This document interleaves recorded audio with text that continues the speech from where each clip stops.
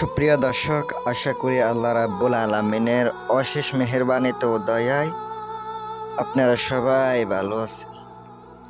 আপনাদের দোয়া এবং আল্লাহ তাআলার অশেষ মেহেরবানিতে আমি ভালো আছি। ভিউয়ার্স, আজকে আমি আপনাদের সামনে একটি পরী হাজির করার আমল নিয়ে হাজির হলাম। পরী হাজির করার একটি আমল নিয়ে হাজির হলাম।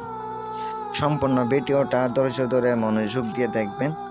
যদি ভালো লাগে চ্যানেলটি সাবস্ক্রাইব করে পাশে থাকবেন, লাইক কমেন্ট শেয়ার করবেন। শুধু একটা এসএম এর মাধ্যমে পরী হাজির করবেন, ছোট একটা এসএম এর মাধ্যমে পরী হাজির করতে পারবেন। আর যদি ভালো লাগে তাহলে করবেন, না হয় করবেন না। আর আপনি মনোযোগ দিয়ে শুনেন। যদি রুহানি শক্তির আমল না করে থাকেন অবশ্যই আমল করে নেবেন।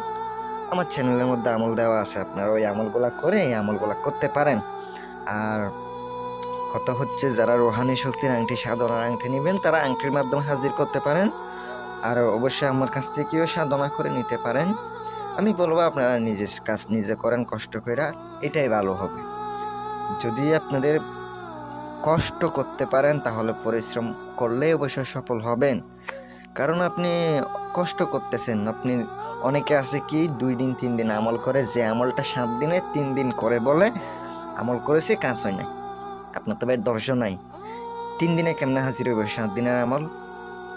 আপনার তো 7 দিনই পুরোটাই করতে হবে, আর যে নিয়ম কারণ আছে ওগুলো মানতে হবে, তাহলে কাজ হবে, তাই না? আর আপনি যেভাবে বলবো ওভাবে করতে পারলে কাজ হইব, না হয় কাজ হইবে না, আমি বলে দিলাম। আর যারা আমার পুরনো ভিউয়ার্সরা আছেন তাদেরকে আমার পক্ষ থেকে অসংখ্য ধন্যবাদ। আমি আপনাদেরকে নিয়ম কারণ বলে দিই, মনোযোগ দিয়ে শোনেন। প্রথমত পাক পবিত্র অবস্থায় পরিচ্ছন্ন কাপড় পরিধান করে একটা রুমে নির্ধারণ করে নেবেন। আপনি গায়ে আতর খুশবু লাগাবেন শরীরে, আর মোমবাতি আগরবাতি জ্বালাবেন। কেপলামুখী হয়ে বসতে হবে।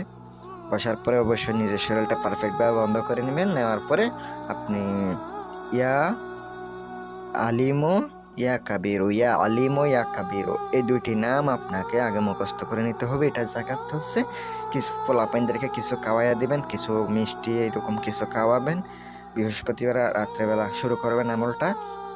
প্রত্যেক দিন আপনাকে 3000 করে পাঠ করতে হবে, 3000 একবার করে পাঠ করতে হবে। 7 দিন করবেন, ইনশাল্লাহ কাজ হবে। প্রত্যেক দিন একই টাইমে বসতে হবে, একই সময়ে বসতে হবে। মনে রাখবেন, একই সময়ে না বসলে কাজ হবে না। আপনি ধরেন এশারের নামাজের পরে করবেন, প্রত্যেক দিন এশারের নামাজের পরে করবেন, ইনশাল্লাহ কামিয়াবি হবেন। আর আমার পক্ষ থেকে অনুমতি রইল, যারা আমার কাছ থেকে কাজ করিয়ে নেবেন তারা আমার সাথে যোগাযোগ করবেন। আসসালামু আলাইকুম ওয়া রাহমাতুল্লাহ।